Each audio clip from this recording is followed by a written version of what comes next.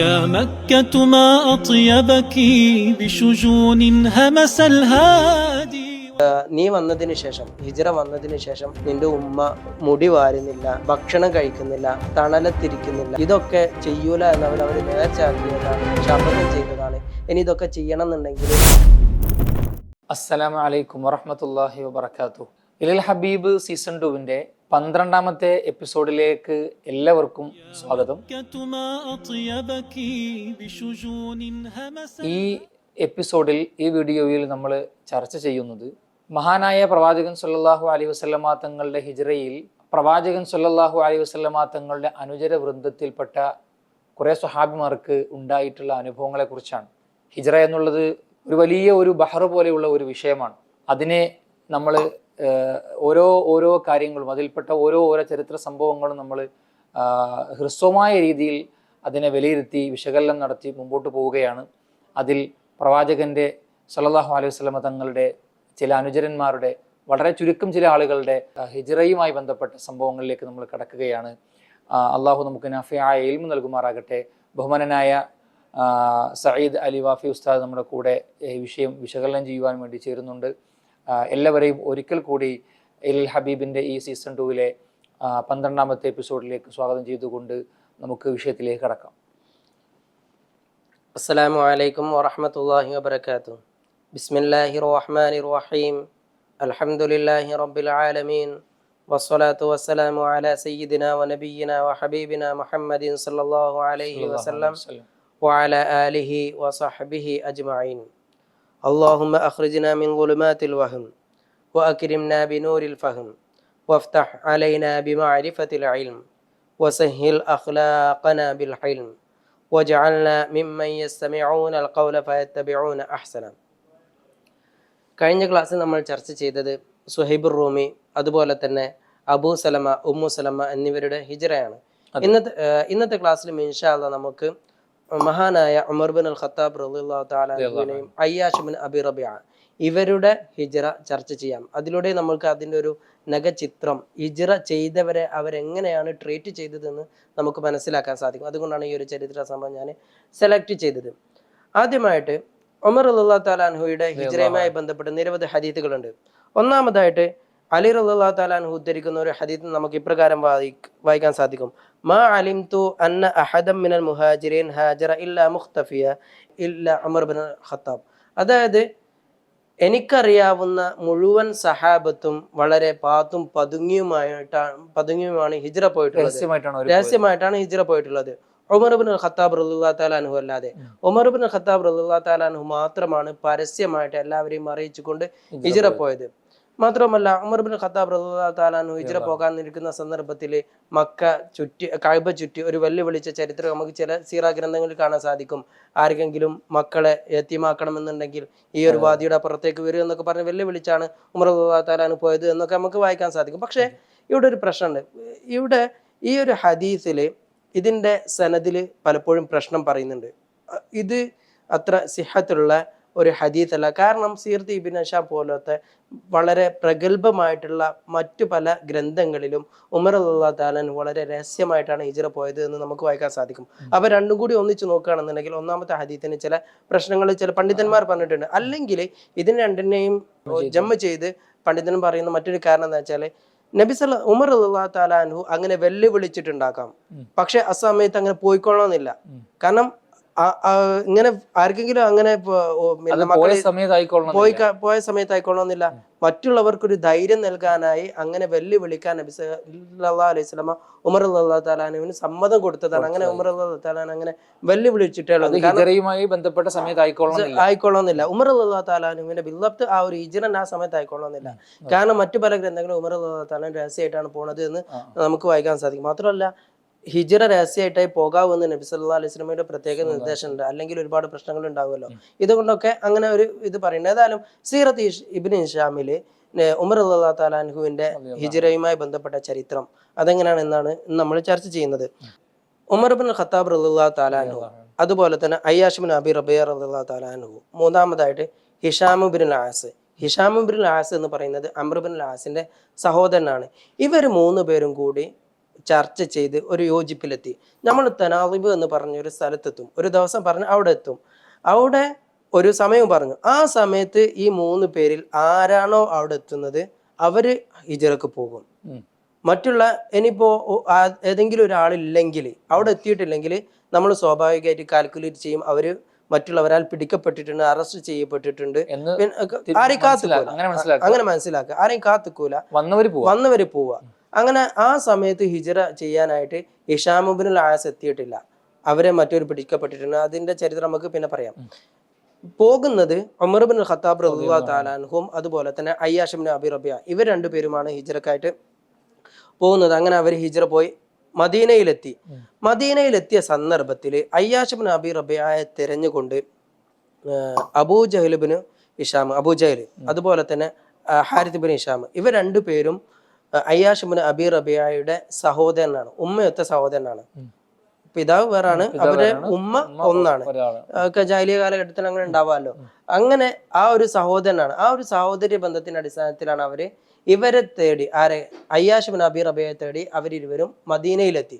മദീനയിലെത്തി Ayyash Ibnu Abi റബിയയോട് ഹിഷാമു പറഞ്ഞു, ഹിഷാമു അബൂജഹലൊക്കെ പറഞ്ഞു, നീ വന്നതിന് ശേഷം, മക്കയിൽ നിന്ന് ഹിജ്റ വന്നതിന് ശേഷം നിന്റെ ഉമ്മ മുടി വാരുന്നില്ല, ഭക്ഷണം കഴിക്കുന്നില്ല, തണലത്തിരിക്കുന്നില്ല, ഇതൊക്കെ ചെയ്യൂല എന്നവർ നേർച്ചയാക്കിയതാണ്, ശപഥം ചെയ്തതാണ്. ഇനി ഇതൊക്കെ ചെയ്യണം എന്നുണ്ടെങ്കിൽ പിന്നെ നീ തിരിച്ചു വന്നാലേ ചെയ്യുമെന്നാണ് പറയുന്നത്. അയ്യാഷ് പറയാണ് തിരിച്ചു കൊണ്ടുവരാൻ വേണ്ടിയിട്ടുള്ള അവർ തന്ത്രം മാത്രമാണ്. അങ്ങനെയൊക്കെ ചെയ്താലേ അവര് ഇനി ഇങ്ങനെയൊക്കെ ചെയ്യുമെന്ന് പറഞ്ഞു. ഉമ്മ ഇതൊക്കെ ചെയ്യുള്ളൂ എന്ന് പറഞ്ഞു. അത് കേട്ടപ്പോ അയ്യാഷിന് വല്ലാതെ പ്രയാസം തോന്നി. പക്ഷെ ഉമർ റളിയല്ലാഹു തആല അൻഹു അപ്പോ അയ്യാഷിനെ പരമാവധി പറഞ്ഞ് ശ്രമിക്കുന്നുണ്ട്.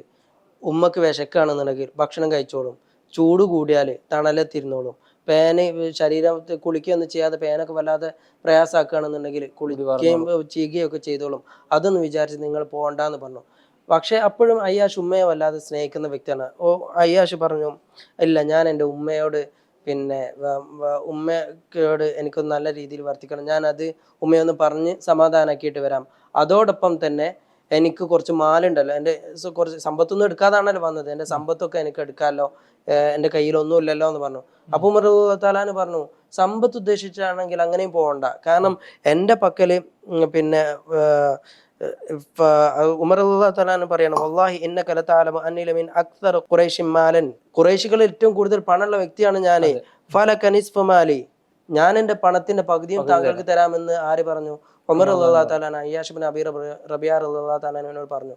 അവർക്ക് ഒരു ആത്മാർത്ഥത നോക്കണം. ശരിക്കും അവര് തിരിച്ചു കൊണ്ടുപോകാൻ വരുന്നത് രക്തബന്ധത്തിൽപ്പെട്ട സ്വന്തം സഹോദരനാണ്. നേരെ മറിച്ച് എനിക്ക് നിങ്ങൾ പോരുത്, എന്റെ പണത്തിന് പകുതി വേണമെങ്കിൽ ഞാൻ തരാമെന്ന് പറയുന്നത് ഇസ്ലാമിന്റെ പേരിൽ സഹോദരന്മാരെ തീർന്നിട്ടുള്ള ഉമർ റളിയല്ലാഹു തആല ആണ്. പക്ഷെ അയ്യാഷിന് അത് കേൾക്കാൻ സാധിച്ചിട്ടില്ല. അയ്യാഷ് എന്തായാലും പോകണമെന്ന് തന്നെ തിരിച്ചു പോയി കഴിഞ്ഞാൽ അദ്ദേഹത്തിന് ഉണ്ടാകാൻ പോകുന്ന അപകടത്തെ കുറിച്ച് മനസ്സിലാക്കിയിട്ടാണ് ഉമർ റളിയല്ലാഹു തആല പറയുന്നത്. ഉമർ റളിയല്ലാഹു തആല ഭയങ്കര അഭിപ്രായ സുഭദ്രത, ഭയങ്കര ഫാർ സൈറ്റഡ് ആയിട്ടുള്ള മാന, എത്രയും കാര്യങ്ങളൊക്കെ കൃത്യമായിട്ട് അപഗ്രഥിച്ച് മനസ്സിലാക്കാനുള്ള ഒരു ശേഷിയുണ്ട്. ഉമർ റളിയല്ലാഹു തആലയെ ശരിക്കറിയാം ഇത് പോകുന്നത് അപകടത്തിലേക്കാണ്. അതുകൊണ്ടാണ് അത്രയും പറഞ്ഞത്. എന്നിട്ടും അദ്ദേഹം പോവാൻ തയ്യാറായപ്പോ, അയ്യാഷ് ഇബ്നു അബി റബിയ പോവാൻ തയ്യാറായപ്പോ ഉമർ റളിയല്ലാഹു തആല പറയുന്നത്, ഇനി എന്നാ പോവാണെന്നുണ്ടെങ്കിൽ എൻ്റെ ഈ ഒട്ടകത്തുമ്പോ പോയിക്കോ, എൻ്റെ ഈ ഒട്ടകം പോയിക്കോ എന്നൊക്കെ പറഞ്ഞാല് ഇന്നത്തെ ഭാഷയിൽ നമ്മള് ആധുനിക ഭാഷയിൽ പറയുകയാണെങ്കിൽ എന്നാ പോവാണെങ്കിൽ എന്റെ വണ്ടി എടുത്തോ എന്ന് പറയുന്ന മാതിരിയാ. കാരണം എന്റെ വണ്ടി നല്ല വണ്ടിയാണ്. ഇപ്പോ നിന്റെ വണ്ടി അത്ര നല്ല വണ്ടിയല്ലല്ലോ, എൻ്റെ വണ്ടി എടുത്ത് പോയിക്കോ, എന്തെങ്കിലും അപകടം തോന്നുകയാണെന്നുണ്ടെങ്കിൽ നേരെ തിരിച്ചു വരണമെന്ന് പറഞ്ഞു. ഈ കൊട്ടകത്തുമ്പോ തന്നെ തിരിച്ചു വരാമെന്ന് പറഞ്ഞു. ഉമർ റളിയല്ലാഹു തആല നമ്മളൊക്കെ ഇപ്പൊ ശരിക്കും ധീരനും വീരനും വില്ലാളി വീരനും എന്നൊക്കെ ആണ് ഉമർ റളിയല്ലാഹു തആലനെ കേൾക്കുന്നത്. പക്ഷെ ഉമർ റളിയല്ലാഹു തആലന് ഇത്രയും വലിയൊരു അലിവുള്ള ഒരു മനസ്സ് ഇത്തരത്തിലുള്ള പല സന്ദർഭത്തിലും നമ്മൾ മനസ്സിലാക്കുകയാണ്. അങ്ങനെ ഉമർ റളിയല്ലാഹു തആല പറഞ്ഞു, അങ്ങനെയാണ് പോവുകയാണെങ്കിൽ എൻ്റെ ഒട്ടകത്തെ ആയിട്ട് പോയിക്കോ, എന്തെങ്കിലും അപകടം തോന്നുകയാണെങ്കിൽ തിരിച്ചു വരണം. എന്താണോ ഉമർ റളിയല്ലാഹു തആല എക്സ്പെക്ട് ചെയ്തത് അത് തന്നെ അവിടെ സംഭവിക്കുകയും ചെയ്തു. അങ്ങനെ അയ്യാഷ് ഇബ്നു അബി റബിയയും അതുപോലെ തന്നെ അബൂജഹലും രണ്ടുപേരും കൂടി മക്കയിലേക്ക് തിരിച്ചു പോവാണ്. തിരിച്ചു പോകുന്ന സന്ദർഭത്തിൽ പകുതി എത്തിയപ്പോൾ അബൂജഹൽ പറഞ്ഞു, എൻ്റെ ഈ ഒട്ടകത്തിന് എന്തൊക്കെ ഒരു പ്രയാസം തോന്നുന്നുണ്ട്, നടക്കാനൊന്നും ഒരു സുഖമല്ല, ഞാൻ എങ്ങനെങ്കിലും എൻ്റെ പിന്നിൽ കയറട്ടെ ചോദിച്ചു. അപ്പൊ അയ്യാഷ് പറഞ്ഞു, കുഴപ്പമില്ല, അദ്ദേഹം ഒരു നിഷ്കളങ്കനായ വ്യക്തിയാണ്. അദ്ദേഹം പറഞ്ഞു, കുഴപ്പമില്ല, എന്നാ എൻ്റെ ബേക്ക് കയറിക്കൊന്നു. അങ്ങനെ ബേക്ക് കയറാൻ വേണ്ടിയിട്ട് കുതിര എങ്ങനെ ഒട്ടകത്തെ എങ്ങനെ മുട്ട് കുത്തിയ സന്ദർഭത്തിൽ അപ്പം തന്നെ ഇദ്ദേഹത്തെ പിടിച്ച് താഴെയിട്ട് കെട്ടി ബന്ദിയാക്കി മാറ്റി. അങ്ങനെ ഇദ്ദേഹത്തെ പിന്നെ ഇതിൽ പറയുന്നത് ചരിത്രത്തിൽ മനസ്സിൽ പറയുന്നത് പ്രകാരം ഇദ്ദേഹത്തെ ഒരുപാട് പീഡിപ്പിക്കുകയും മർദ്ദിക്കുകയും ഒക്കെ ചെയ്ത് കെട്ടിയിട്ട് എല്ലാവരും കാണെയാണ് മക്കയിലേക്ക് പ്രവേശിച്ചത് അബൂജഹല്. മാത്രവുമല്ല ഇനി അങ്ങനെ പോകാതിരിക്കാൻ വേണ്ടിയിട്ട് അങ്ങനെയാണ് ചെയ്തത്. മാത്രവുമല്ല അദ്ദേഹം അവിടെ വെച്ച് പറയുന്നുണ്ട്, യാ അഹ്ല മക്ക ഹകദാ ഫഫഅലു ബിസുഫഹാഇകും, നിങ്ങളുടെ വിഡ്ഢികളെ നിങ്ങൾ ഇങ്ങനെയാണ് ട്രീറ്റ് ചെയ്യേണ്ടത്.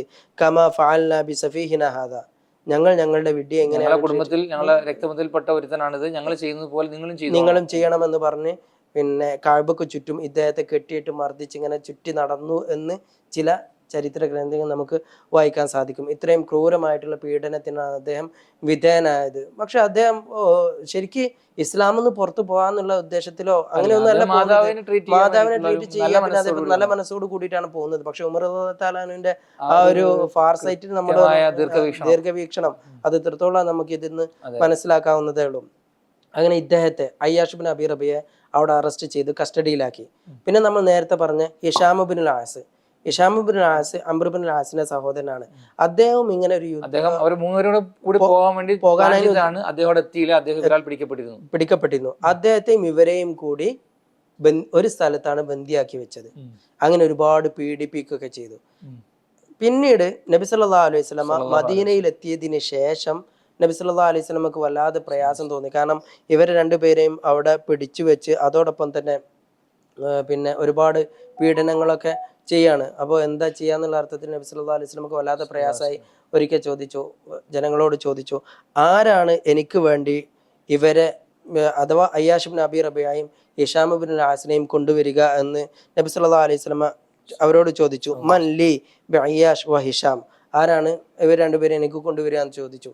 അപ്പോൾ അവരുടെ കൂട്ടത്തിൽ നിന്ന് വലീദ് ഇബ്നുൽ വലീദ് എന്ന് പറയുന്നത് ഖാലിദ് ഇബ്നു വലീദിന്റെ സഹോദരനാണ്. ഖാലിദ് ഇബ്നു വലീദ് ഇസ്ലാമിലേക്ക് കടന്നു വരാൻ കാരണക്കാരനായ ഒരു സഹോദരനാണ് വലീദ് ഇബ്നു വലീദ് പറഞ്ഞു, ഓക്കെ ഞാൻ പോകാന്ന് പറഞ്ഞു.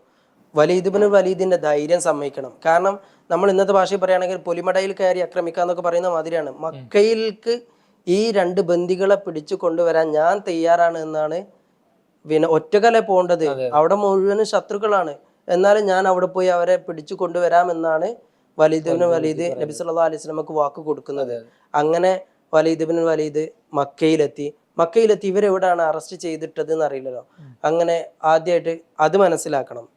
ഇതൊക്കെ വലിയ രസമാണ്. കാരണം അവിടുത്തെ ഇദ്ദേഹം മനസ്സിലാക്കുകയാണ്, ഒരു CID പോലെ പ്രവർത്തിക്കുകയാണ്. എവിടാണ് ആ സ്ഥലം മനസ്സിലാക്കിയതിന് ശേഷം ആക്ഷൻ എടുക്കാന്നുള്ള അർത്ഥത്തിൽ നേരാണ് ചോദിക്കാനും പറ്റൂല. കാരണം മറ്റുള്ളവർ സസ്പെക്റ്റഡ് ആവാൻ സാധ്യത ഉണ്ടല്ലോ. അങ്ങനെ മക്കയിലെത്തി ഒരു സ്ത്രീയോട് ചോദിച്ചു, ഇങ്ങനെ എവിടേക്കാ പോകുന്നത് ചോദിച്ചു. അപ്പൊ യാദൃശികമായിട്ട് ആ സ്ത്രീയാണ് ഈ രണ്ട് ബന്ദികൾക്ക് ഭക്ഷണം കൊടുക്കാനായിട്ട് കൽപ്പിക്കപ്പെട്ടത്. അപ്പോൾ ഞാനിങ്ങനെ ഭക്ഷണം കൊടുക്കാൻ പോവാണ്, ഈ രണ്ട് വ്യക്തികളെ ബന്ധിച്ചിട്ടുണ്ട്, അവർക്ക് ഭക്ഷണം കൊടുക്കാനാണ് പോകുന്നത് എന്ന് പറഞ്ഞു. അപ്പൊ ഇദ്ദേഹത്തിന് മനസ്സിലായി എവിടാണ് ആ സ്ഥലം ശരിക്കും ചോദിച്ച് മനസ്സിലാക്കി, ആ ഏരിയ മനസ്സിലാക്കി.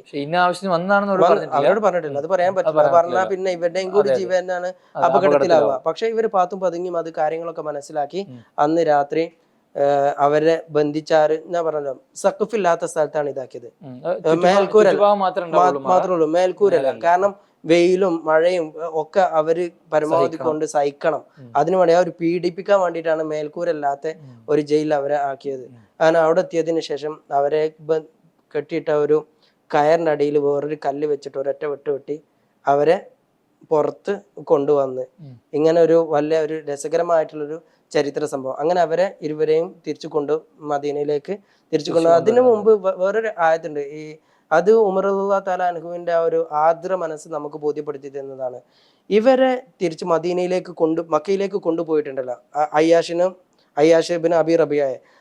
അപ്പൊ ഉമർ റളിയല്ലാഹു തആല കുറെ പറഞ്ഞിട്ടാണ് പോവരുത്, കാരണം അവിടെ പോയാലും നിന്റെ ദീന് ഫിത്നാവുന്നു, അവര് പീഡിപ്പിച്ച് പൂർണ്ണമായിട്ട് ഇസ്ലാമികമായിട്ട് ജീവിക്കാൻ സാധിക്കൂലെന്ന്.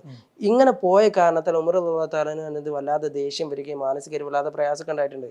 അങ്ങനെ ഉമർ റളിയല്ലാഹു തആല പറയാണ്, ഞാനിങ്ങനെ പറയാറുണ്ടായിരുന്നു, ഒരിക്കലും അവർക്കൊന്നും അള്ളാഹു പുറത്തു കൊടുക്കാൻ സാധ്യതയില്ല, അവർക്ക് അള്ളാഹു പുറത്തു കൊടുക്കൂല. കാരണം നല്ലൊരു സാഹചര്യത്തിൽ നിന്നാണ് പറഞ്ഞത് കേൾക്കാതെ അങ്ങോട്ട് തിരിച്ചു പോയത്. അപ്പോഴാണ് ഈ ഒരു ആയത്ത് ഇറങ്ങുന്നത്, ഖുൽ യാ ഇബാദിയല്ലദീന അസ്റഫു അലാ അൻഫുസിഹിം ലാ തഖ്നതു മിർ റഹ്മത്തില്ലാ ഇന്നല്ലാഹ യഗ്ഫിറുദ്ദുനൂബ ജമീഅ ഇന്നഹു വൽ ഗഫൂർ റഹീം.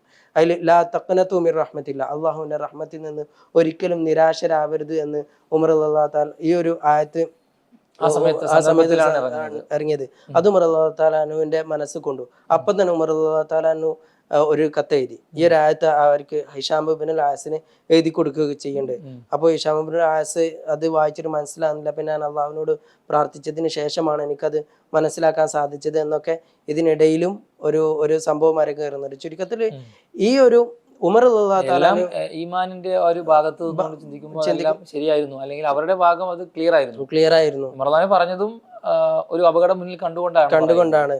പക്ഷെ അവർക്ക് എന്താണ് ഉമ്മനെ സംരക്ഷിക്കണമെന്ന് തോന്നിയിട്ട് പോവാണ് ചെയ്തത്.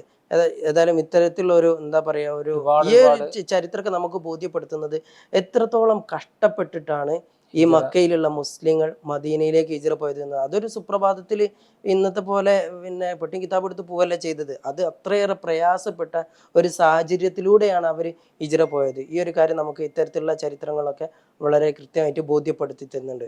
ഇൻഷാ അല്ലാഹ് ഇന്ന് നമ്മൾ കഴിഞ്ഞ എപ്പിസോഡിൽ പറഞ്ഞതുപോലെ തന്നെ ഒരു 2 കൂട്ടരുടെ കാര്യം നമ്മൾ ചരിത്ര സംഭവം പറഞ്ഞു. ഇവിടെ നമ്മൾ 3 പേരുടെ ചരിത്രങ്ങൾ ഇവിടെ നമ്മൾ വിശകലനം ചെയ്തിട്ടുണ്ട്. അൽഹംദുലില്ലാഹ്. ഇതേപോലെ ഇൻഷാ അല്ലാഹ് തുടർന്ന് ഹിജ്റയുടെ വളരെ പ്രധാനപ്പെട്ട വിഷയങ്ങൾ ഇനിയും നമുക്ക് ചർച്ച ചെയ്യാനുണ്ട്.